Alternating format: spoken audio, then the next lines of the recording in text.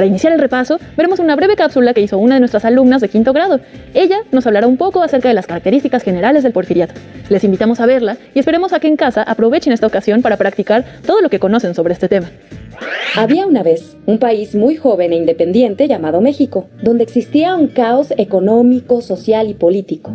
Este naciente país no había podido tener un gobierno que le permitiera entrar en una fase de orden y paz social. Esto no es ningún cuento, estamos recordando el porfiriato. Un niño, el sexto hijo de 7 hermanos, nacido en Oaxaca, creció en una familia con dificultades económicas tras la muerte de su padre. Pero este chico nunca imaginó que sería presidente de México durante 30 años y que su dictadura marcaría uno de los episodios más importantes en la historia de México. Este joven, Porfirio, tuvo la oportunidad de ir a la escuela a pesar de las dificultades y luego se enlistó como un soldado para repeler una invasión de los Estados Unidos. Él fue subiendo de grado en la milicia hasta ser reconocido como general. El general Porfirio Díaz, al igual que otros gobernantes en México, llegó a la presidencia a través de un movimiento armado en el año de 1876 con la revuelta de Tuxtepec. Como un militar de gran experiencia, supo que para poder hacer fuerte su gobierno, era necesario establecer la paz pública a lo largo y ancho de todo el país. Esa paz fue finalmente alcanzada a través del control de los diferentes grupos armados que estaban operando en el territorio nacional. El primer periodo presidencial de Díaz duró hasta 1880, cuando el general Manuel González, un amigo muy cercano de don Porfirio, tomó la presidencia. Pero en 1884, el general Díaz vuelve a ocupar la presidencia y a partir de ahí se reeligió 5 veces consecutivas. Su gobierno se convirtió en una dictadura porque eliminó las libertades políticas, censuró a la prensa, reprimió las protestas sociales, impidió que se llevaran a cabo elecciones libres e impuso a los gobernadores de los estados. Con el paso de los años, todo el descontento de la gente se fue haciendo mayor y el porfiriato se caracterizó por una desigualdad y polarización social en México. Pero la historia no es un simple cuento de malos y buenos. Por eso hay que mirar todo el pasado desde diferentes enfoques y tenemos que reconocer que Díaz se convirtió en un impulsor del progreso y la modernidad en el país. Los beneficios de la entrada de inversión extranjera, el desarrollo de las vías férreas y las industrias extranjeras. Lo malo de todo esto es que los beneficios fueron para unos cuantos, mientras que la mayoría de la gente vivía en condiciones de pobreza extrema y desigualdad social. El gobierno del general Díaz tuvo como consigna la pacificación y el orden, seguidos del progreso económico, pero las libertades políticas se darían siempre y cuando fueran compatibles con sus ideas de disciplina y desarrollo. Uno de los mayores empeños del general fue posicionar a México como un país digno ante los ojos del mundo y culturalmente las clases altas desarrollaron un afán de europeización, es decir, se adoptaron maneras de arte, moda y estilo europeos. Principalmente se dio un afrancesamiento del país. El porfiriato fomentó la inversión extranjera y desarrolló las vías de comunicación, pero esta política solamente contribuyó a que los ricos fueran cada vez más ricos y los pobres cada vez más pobres. Esta injusta situación de desigualdad fue el ingrediente principal para que se cocinara el movimiento armado que hoy conocemos como la Revolución Mexicana. Pero esa ya es otra aventura. Hasta aquí con el porfiriato. Maestra Ceci, ¿qué tenemos en el pizarrón? En el pizarrón tenemos una línea del tiempo. En ella iremos ubicando los principales acontecimientos del porfiriato. Ok, y entonces, ¿por dónde vamos a empezar esta línea del tiempo? Vamos a comenzar por el evento que marcó el inicio de esta etapa histórica. Así que listos allá en casa. Pregunta número 1. ¿Cuál es el evento que marcó el inicio del porfiriato? ¿El Plan de Ayala, la Batalla de Puebla o la Rebelión de Tuxtepec? Recuerdo que fue la Rebelión de Tuxtepec, ¿cierto? Exacto, Jenny. Este movimiento armado se dio en 1876 y estuvo encabezado por Porfirio Díaz para protestar en contra de la reelección de Sebastián Lerdo de Tejada, quien ante la presión de la rebelión renunció y salió exiliado hacia los Estados Unidos. Jenny, ¿me ayudas a pegar este letrero en nuestra línea? Claro. Sería en 1876. Ahí. Listo. Perfecto. El siguiente evento que vamos a recordar marcó oficialmente el inicio del gobierno de Porfirio Díaz, es decir, las elecciones de 1877 donde Díaz resultó ganador.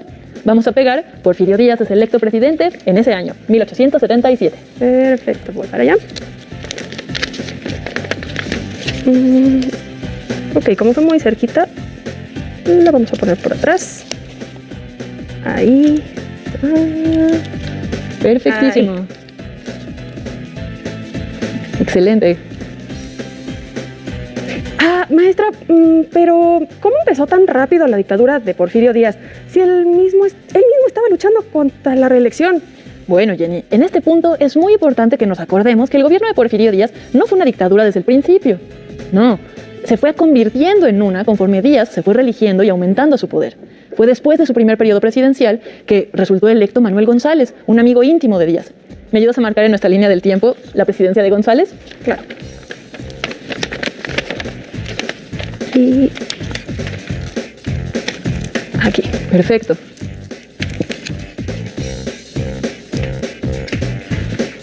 La presidencia de Manuel González marcó un momento importante en la historia del porfiriato, porque fue una etapa de transición. En este tiempo, a pesar del fortalecimiento del poder ejecutivo, realmente todavía no había indicios de que Díaz gobernaría hasta 1911. Por eso, hemos marcado este periodo presidencial con color amarillo, para que sea más fácil identificar este momento de transición en el porfiriato. La etapa anterior, fíjense, está en verde porque aún no se instauraba una dictadura. ¿Y qué pasó durante este momento de transición, maestra? En este momento se trató de consolidar el dominio del poder ejecutivo entre los líderes regionales que existían en el país, los caciques, ¿se acuerdan? Aunque la consolidación total de la autoridad de Díaz vendría después de este periodo de transición. Veamos y recordamos lo siguiente. Atentos. ¿Qué sucedió después del periodo presidencial de Manuel González? Primera opción, inició la revolución. Segunda opción, Porfirio Díaz fue reelegido presidente. O tercera opción, se publicó una nueva constitución mexicana. Debe de ser la reelección de Porfirio Díaz, ¿no? Justamente. Ya que no se podía reelegir por 2 periodos consecutivos, Díaz recurrió a un periodo intermedio en el que uno de sus aliados ocupó el puesto. Ese fue Manuel González. Y así, Díaz podría regresar a la silla presidencial después. Vamos a marcarlo en nuestra línea del tiempo. La primera reelección de Porfirio Díaz en 1884. Ok, y estaría por aquí. Se desmayó del susto. Está aquí. Ahí está. Súper.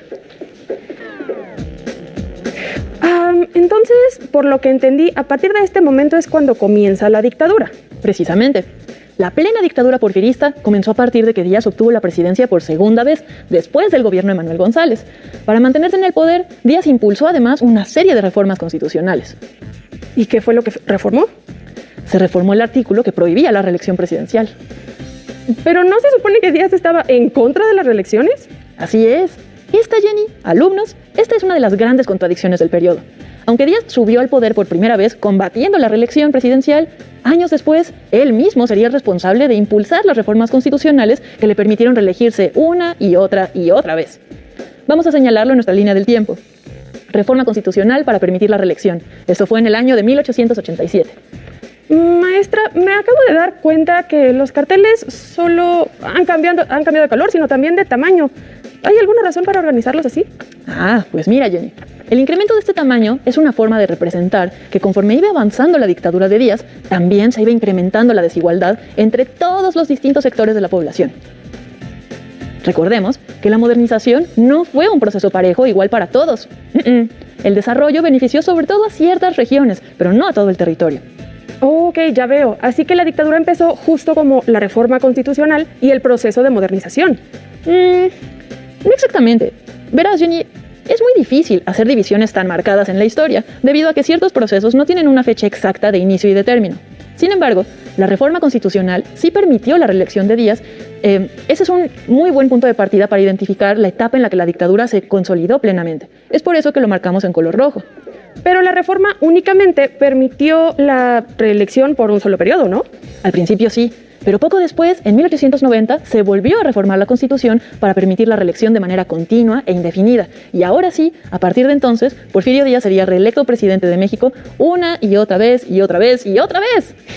Jenny, ¿me ayudas a marcar en nuestra línea del tiempo la reforma constitucional con la que se hizo legal la reelección indefinida en 1890? Claro.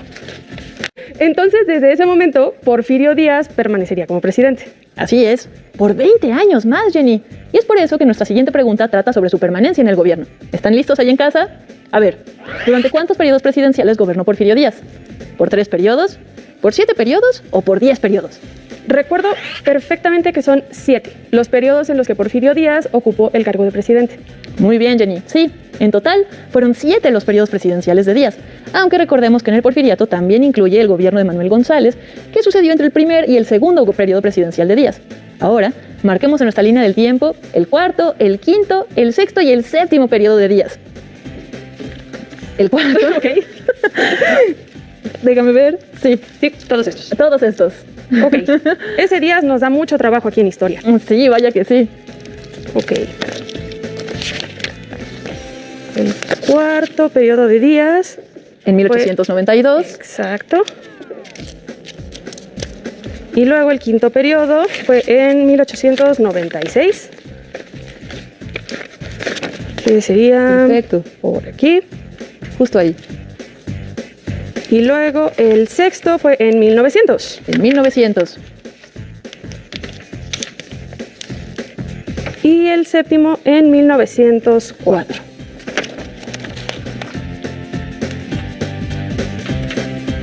Sí, estuvo muchísimos años. Muchísimo. Y quería estar más, pero la revolución lo tumbó. Para ustedes en casa, en esta representación puede parecer poco tiempo, pero debemos recordar la duración de los años. Y es que desde 1877 hasta el punto donde ya casi habían pasado 30 años, estuvo Porfirio Díaz en el gobierno. Exacto. Y como habíamos comentado, durante todo este tiempo la desigualdad social fue aumentando, de tal forma que para el séptimo periodo de Díaz, en 1904, empezaron a ocurrir una serie de levantamientos y revueltas sociales que marcarían un antecedente para el movimiento revolucionario que estalló después. Por ejemplo, como las huelgas laborales en el año de 1907. Vamos a marcar estas en nuestra línea del tiempo, por favor, Jenny. Claro. 1907. Aquí. Exacto. Fue a finales del año de 1906 y principios de 1907 que estallaron las huelgas más importantes de este periodo, que marcaron un parteaguas en la historia de los levantamientos sociales que exigían libertades y derechos. Para que estén listos así para nuestra siguiente pregunta. ¿Dónde ocurrieron los dos principales huelgas que marcaron la última etapa del porfiriato? Primera opción, la hacienda de La Gavia y Peotillos. Segunda opción, las minas de Mulegé y Nacosari. O tercera opción, la mina de Cananea y la fábrica textil de Río Blanco. La respuesta correcta aquí es la opción C, en la mina de Cananea de Sonora y en la fábrica textil de Río Blanco, Veracruz. Incluso tuvimos una clase especial sobre ese tema. Así es, Jenny. Por ello, esperamos que todos los alumnos que nos acompañan desde casa recuerden estos eventos tan importantes. Entonces, por lo que recuerdo, ya debemos de estar cerca del final de este periodo, ¿cierto? Así es. Por eso eso lo recordaremos en nuestra próxima clase. Vaya, que el porfiriato es un periodo muy largo y muy complejo, maestra. Pero me quedo con una duda. ¿Porfirio Díaz fue un buen presidente o un mal presidente? ¡Wow! Pues, como siempre decimos, Jenny, aprender historia no se trata de definir a los personajes como buenos o malos, sino de reconocer que son seres humanos que tomaron decisiones de acuerdo con su horizonte y su contexto. El porfiriato es un periodo complejo debido a las contradicciones que generó. Por un lado, tenemos un acelerado proceso de modernización, pero por el otro, tenemos un contexto de profunda desigualdad y miseria. Por esta razón, algunas personas admiran a Díaz y otras lo desprecian. Lo importante aquí es que cada quien pueda formarse su propia opinión. No es necesario que estemos de acuerdo en todo, sino que estemos dispuestos a escucharnos y a dialogar. Esto, la verdad es que me recuerda un video de unos amigos que estuvieron platicando justo sobre este tema. ¿Qué les parece si lo vemos para cerrar nuestro repaso?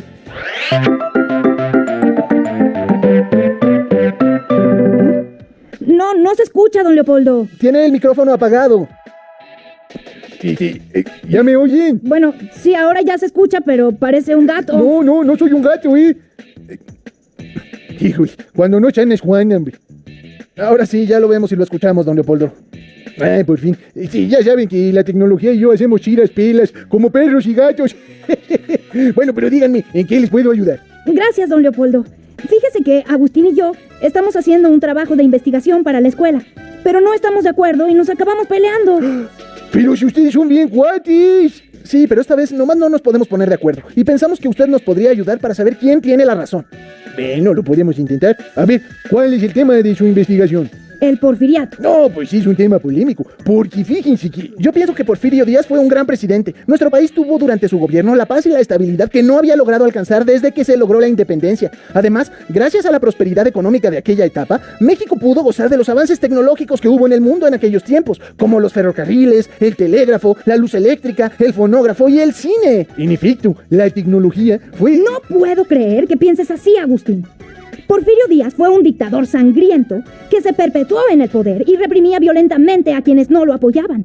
Su policía rural era famosa por ejecutar a los presuntos bandidos sin juicio previo. Es importante señalar que... Pues sí, Carola, pero en esa época México necesitaba de un gobierno con mano dura, porque después de tantas guerras y con tanta pobreza, era muy peligroso viajar por el país debido a los múltiples atracos, y eso espantaba al comercio y a la inversión económica. Te guste o no, el gobierno de Díaz aumentó la riqueza nacional y logró que empresarios extranjeros invirtieran en el desarrollo de México. A ver, cabe mencionar que las primeras... Agustín, ¿cómo puedes defender ese tipo de desarrollo económico cuando los obreros y los campesinos vivían en condiciones de miseria, sin derechos laborales y con modelos de trabajo muy parecidos a la esclavitud, como en el caso de las tiendas de raya? Quienes generaban la riqueza vivían un infierno, mientras los dueños de las minas y las haciendas disfrutaban en los banquetes y en los palacios. Es innegable que... Pero piensa en cómo estaba México antes del porfiriato. Había guerras y golpes de estado a cada ratito. La paz es un proceso difícil de construir. Si me dejan decir algo... Ay, pero si el propio Porfirio Díaz llegó al poder gracias a un golpe de estado, paradójicamente enarbolando la bandera de la no reelección. Más tarde se convirtió en un dictador que subordinó a su voluntad a las instituciones de justicia y al poder legislativo. Impidió que se llevaran a cabo elecciones libres e impuso los gobernadores de los estados. Eliminó las libertades políticas, censuró a la prensa y reprimió a las protestas sociales. Esa paz que tanto presumes la logró comprando voluntades y cooptando a sus opositores. Por eso se hizo célebre su frase aquella de perro con hueso en la boca, ni muerde ni ladra. Y la suma de todos esos elementos provocó el estallido de la Revolución Mexicana. No, pues me hubiera preparado unas palomitas. Ay, perdón, don Leopoldo, pero es que siempre que hablamos de este tema nos acabamos peleando. Por eso necesitamos su ayuda.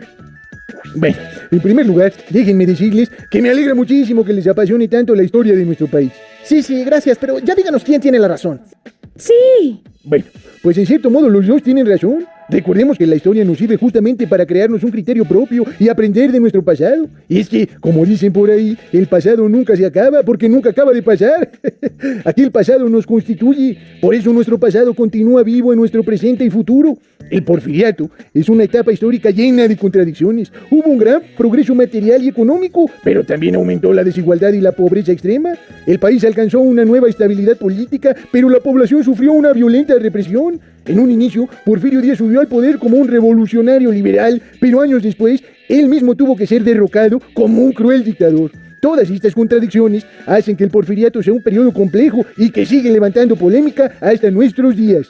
Pero ¿usted qué opina, don Leopoldo? ¿Cree que Porfirio Díaz fue un buen o un mal presidente? Pues yo nomás pienso que lo que dice Juan de Pedro dice más de Juan que de Pedro, o en este caso, de don Porfirio.